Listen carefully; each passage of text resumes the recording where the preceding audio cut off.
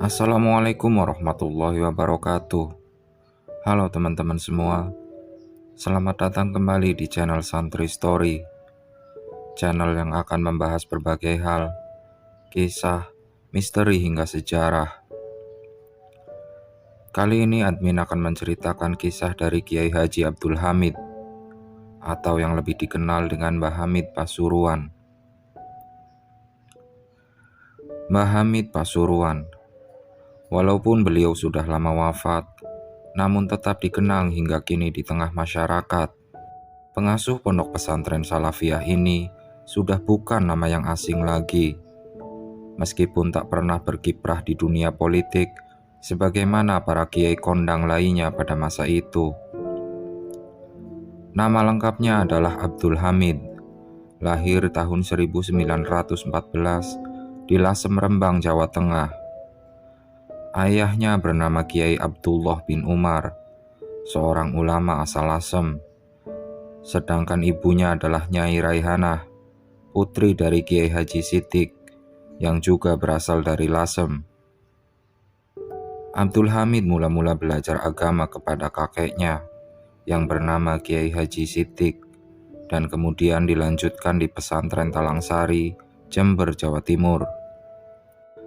Setelah Abdul Hamid muda menikah dengan putri Kiai Ahmad Khusyairi, ia kemudian pindah ke Pasuruan dan melanjutkan kepemimpinan pesantren yang didirikan mertuanya itu.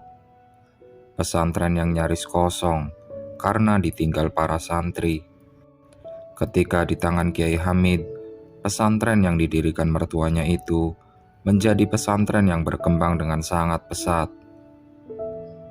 Nah, itulah sedikit biografi dari Kiai Haji Abdul Hamid atau Mbah Hamid Pasuruan. Dan pada kesempatan kali ini, admin akan menceritakan beberapa karomah dari Mbah Hamid Pasuruan. Karomah yang tak semua orang bisa miliki, karena hanya orang-orang tertentu yang dekat dengan Allah sajalah yang mempunyai karomah seperti Mbah Hamid. Selalu menghadiri haul Syekh Abdul Qadir Jailani setiap tahun di Baghdad. Bermula dari kisah yang dialami langsung oleh Kiai Masyhur di Blitar yang diceritakan sekitar tahun 2007 hingga 2008 sebelum wafat. Sebelumnya, kisah ini tidak pernah diceritakan kepada siapapun. Hal itu atas permintaan Kiai Hamid sendiri ketika masih hidup. Al-Kisah, di awal tahun 80-an, Kiai Masyhudi melaksanakan ibadah haji.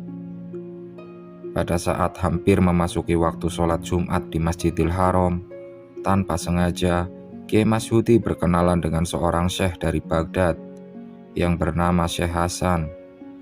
Mengingat keduanya memang alim dan fasih berbahasa Arab, perkenalan dan perbincangan keduanya menjadi sangat akrab, diliputi kehangatan dalam bahasa Arab. Kejanggalan mulai terjadi saat Kiai Masyhudi mengenalkan dirinya berasal dari Jawa Timur. Lantas Syekh Hasan kemudian bertanya, "Jika Anda dari Indonesia, apakah Anda kenal dengan Kiai Abdul Hamid Pasuruan?" tanya Syekh Hasan kepada Kiai Masyhudi. Kiai Masyhudi agak kaget dan balik bertanya, "Beliau itu guru kami yang masyhur kealimannya ya Syekh Hasan. Dari mana Anda mengenal Kiai Hamid?" Kiai Masyhudi balik bertanya. Ternyata jawaban Syekh Hasan lebih mengagetkan lagi, yang intinya bahwa beliau kenal baik dengan Kiai Abdul Hamid, sebab sang Kiai selalu hadir pada acara haul Syekh Abdul Qadir Jailani di Baghdad. Dan tidak hanya itu, saat di Baghdad, Kiai Hamid selalu bermalam di rumah Syekh Hasan. Ini rutin dilakukan setiap tahun. Lalu singkat cerita, selepas sholat Jumat sebelum keduanya berpisah, Syekh Hasan mengakhiri percakapannya dengan menitipkan salam kepada Kiai Hamid, yang intinya Syekh Hasan menunggu kedatangan Kiai Hamid pada haul Syekh Abdul Qadir tahun depan di rumahnya di Baghdad sana.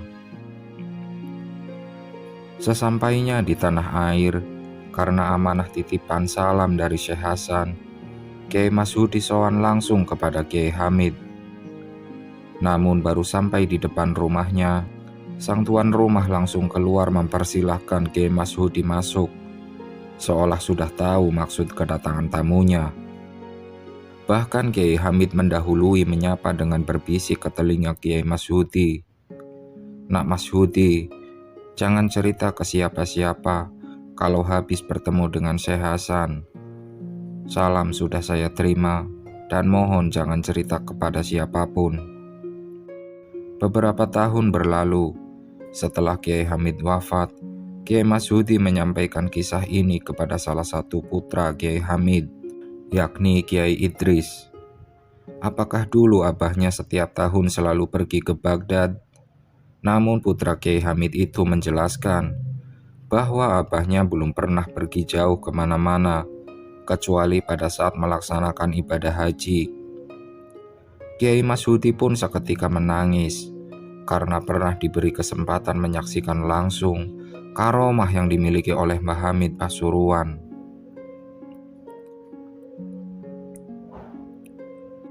Uang togel berubah menjadi darah dan belatung. Suatu ketika, ada seseorang yang nekat meminta nomor togel kepada Mbah Hamid. Oleh Mbah Hamid, diberikannya nomor togel yang diminta itu, tetapi dengan satu syarat. Jika uang togel itu sudah didapat, maka uangnya harus dibawa dulu ke hadapan Mbah Hamid. Maka orang nekat tersebut pun menyanggupi syarat yang diberikan oleh Mbah Hamid. Keesokan harinya, orang nekat tersebut benar-benar memasangkan nomor pemberian dari Mbah Hamid. Dan nomor togel yang diberikan Mbah Hamid pun keluar. Dan orang itu mendapat banyak uang dari bandar togel tersebut. Namun ia tetap ingat kalau uang hasil dari nomor yang diberikan Mbah Hamid ini dilarang digunakan sebelum dibawa ke hadapan Mbah Hamid dulu. Kemudian ia langsung pergi ke kediaman Mbah Hamid dan langsung mengeluarkan uang togel itu di hadapan Mbah Hamid. Mbah Hamid lantas menyuruh orang itu untuk memasukkan semua uang hasil togelnya ke dalam bejana. Orang tua itu dengan senang hati menuruti apa yang diperintahkan Mbah Hamid. Lalu duduklah orang tersebut di hadapan Mbah Hamid dan menanyakan, "Lalu ada syarat apa lagi, Kiai?" Mbah Hamid lantas bertanya kepada orang tersebut, "Untuk apa uang-uang tersebut?" "Akan saya berikan kepada istri dan anak-anak saya, Kiai," jawab orang itu. "Ya sudah, ambil kembali uang itu dan pulanglah," tutur Mbah Hamid. Ketika orang itu hendak mengambil kembali uang yang sebelumnya ia taruh di dalam bejana, ia langsung kaget dan tersentak. Uang hasil togel yang ia taruh ke dalam bejana atas perintah Mbah Hamid sekarang terlihat isinya menjadi darah dan belatung. Mbah Hamid kemudian mengatakan, "Tegakah kamu memberi makan anak istrimu dengan darah dan belatung?" Orang tersebut seketika menangis memeluk kaki Mbah Hamid dan meminta Mbah Hamid untuk menuntunnya bertaubat. Mbah Hamid pun dengan sabar mengajarkannya untuk melakukan sholat taubat dan menyuruh orang tersebut untuk meminta maaf kepada istri dan anak-anaknya di rumah. Menolak ajakan pejabat Orde Baru. Pada suatu saat, rezim Orde Baru ingin mengajak Mbah Hamid untuk masuk ke dalam partai pemerintah. Mbah Hamid tetap menyambut ajakan itu dengan ramah dan tetap menjamu tamu-tamunya yang dari kalangan birokrat itu. Ketika surat persetujuan masuk partainya itu disodorkan bersama dengan ballpoint-nya, Mbah Hamid pun tetap menerimanya dan menandatanganinya. Anehnya, ballpoint yang digunakan Mbah Hamid tak bisa keluar tinta sedikit pun. Ketika diganti dengan ballpoint lain, tetap juga tak mau keluar tinta. Bahkan menurut salah satu orang terdekat Mbah Hamid yang pada saat itu berada bersama Mbah Hamid, menceritakan bahwa kejadian itu terulang hingga puluhan kali. Namun tetap saja, ballpoint sama sekali tidak mengeluarkan tintanya sedikit pun. Akhirnya Mbah Hamid berkata kepada para utusan Orde Baru itu, "Bukan saya yang tak mau tanda tangan, tapi ballpointnya yang tak mau." Itulah Kiai Haji Abdul Hamid Pasuruan. Beliau menolak dengan cara yang halus dan tetap menghormati siapa saja yang mau bertamu ke rumahnya tanpa membuatnya tersinggung. Para elit birokrat Orde Baru itu pun kemudian pulang tanpa membawa hasil apa-apa. Nabi Khidir sowan ke rumah Mbah Hamid. Berikut ini cerita dari Kiai Haji Muhammad Yunus atau Mbah Yunus dari Tulung Agung. Beliau pernah menceritakan bahwa suatu ketika Mbah Hamid berkata bahwa Nabi Khidir akan datang di kediamannya besok pagi hingga waktu zuhur. Pada saat itu, kebetulan Mbah Yunus sedang berada di kediaman Mbah Hamid. Keesokan harinya orang-orang pun datang, berharap bisa berjumpa dengan Nabi Khidir. Bahkan menurut Mbah Yunus, ada beberapa habaib dengan berpakaian jubah lengkap dengan surbannya juga hadir di situ ingin berjumpa dengan Nabi Khidir. Ketika orang-orang sudah banyak berkumpul di kediaman Mbah Hamid, Mbah Yunus dipanggil oleh Mbah Hamid dan diminta agar duduk di samping Mbah Hamid. Kepada Mbah Yunus, Mbah Hamid lalu mengatakan, "Sebentar lagi ada pemuda yang datang ke sini. Kamu nanti cium tangan kepada pemuda itu," tutur Mbah Hamid kepada Mbah Yunus. Mbah Yunus pun mengiyakan perintah dari Mbah Hamid. Beberapa saat kemudian, datanglah seorang pemuda mengenakan pakaian yang sedang ngetren pada waktu itu.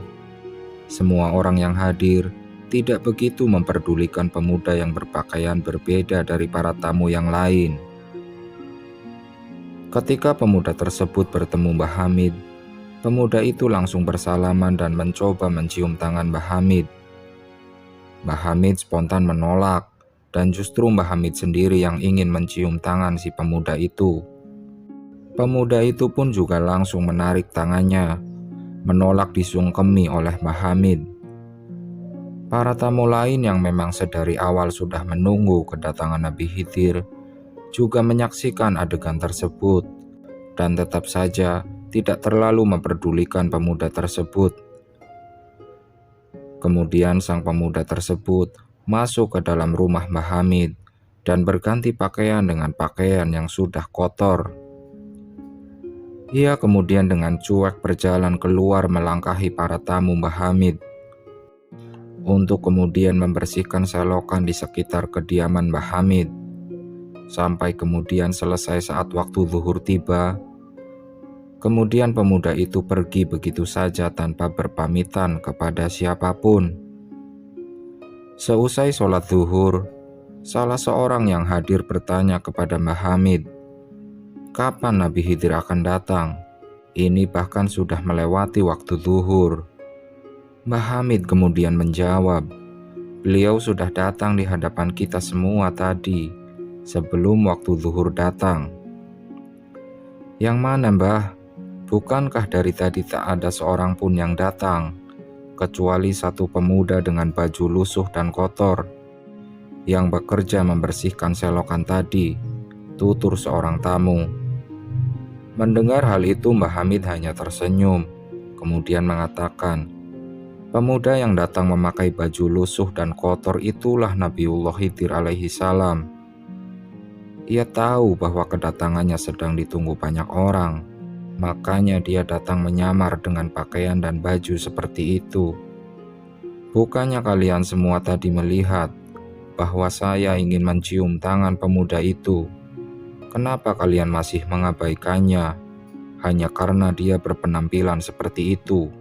Sesungguhnya dialah Khidir alaihi salam yang sudah berhasil mengelabuhi mata kalian semua hanya karena ia mengenakan pakaian yang ia gunakan," ucap Mbah Hamid kepada para tamu. Itulah beberapa kisah dan karomah dari Kiai Haji Abdul Hamid atau Mbah Hamid Pasuruan, seorang ulama dan waliullah yang sangat tawadu dan rendah hati. Sebelum menutup video ini, admin ingin meminta maaf apabila ada kesalahan dan kekeliruan dalam penyebutan nama. Semoga kita semua dapat mengambil hikmah dari kisah Mbah Hamid Pasuruan. Sekian video dari Santri Story, dan sampai berjumpa di video selanjutnya. Wassalamualaikum warahmatullahi wabarakatuh.